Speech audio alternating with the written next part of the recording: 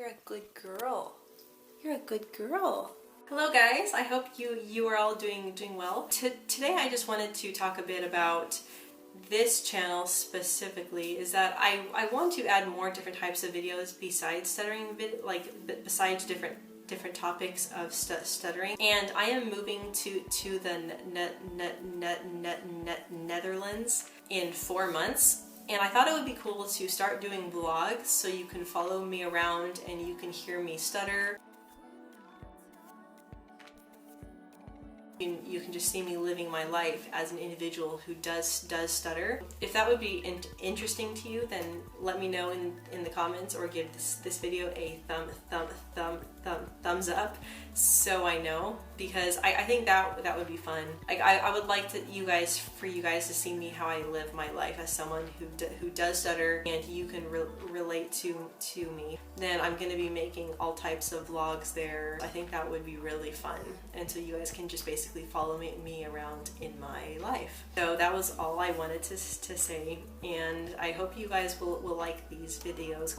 And I got a request to make a video on whether I think stuttering should be considered a disability or not. And this request was from Jordan Halkier. I'm sorry if I said your name wrong. And he said, I would love to hear your views on whether stuttering is a disability.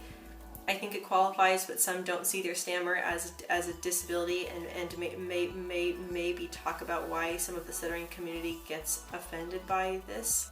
So this is a very tough subject within the stuttering community, because some stutterers, they do get offended, whether like if you do say that they do have a disability. I personally don't really care. I mean, I guess I could say that in my past I would have cared, but I don't really care so much now.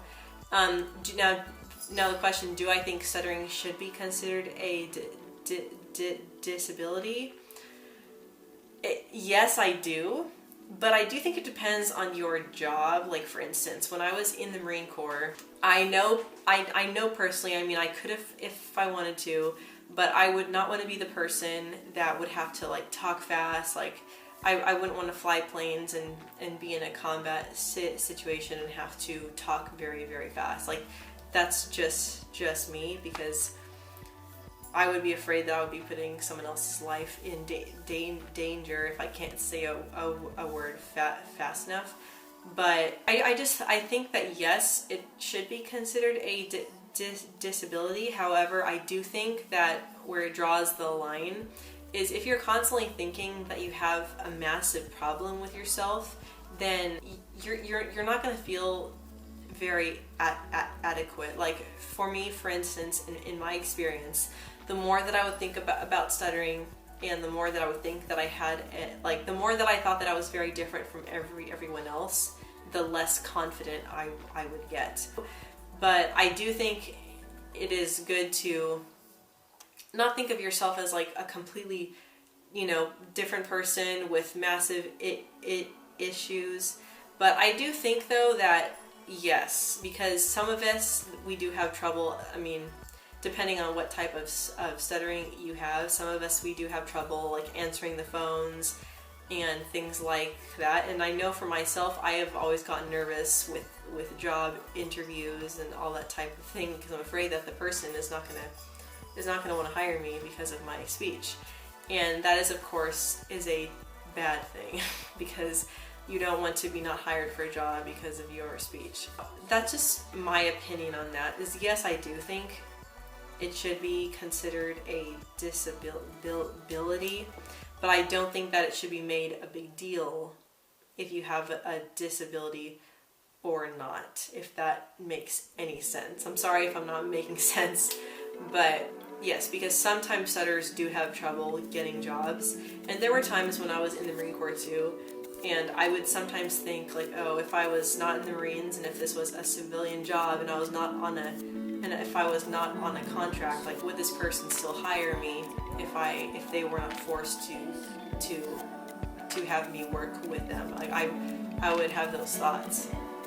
And if you're someone who does stutter, those thoughts are not nice to have. And also like things, like I said, like talking to customers can be challenging. For some stutterers, talking is fine.